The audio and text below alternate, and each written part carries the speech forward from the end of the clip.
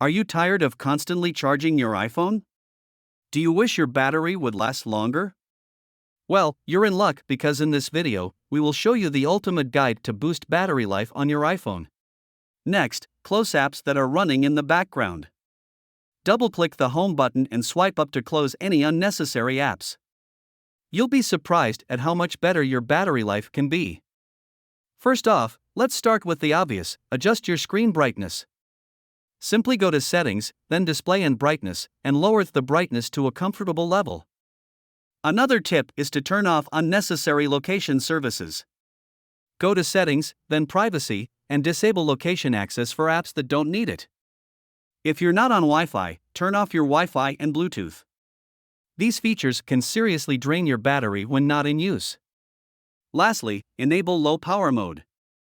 This feature will automatically turn off certain settings and decrease performance, but it can significantly extend your battery life.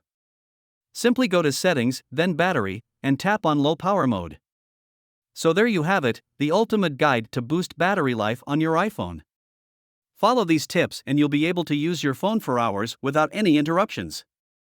Thanks for watching, and don't forget to subscribe to our channel for more great videos.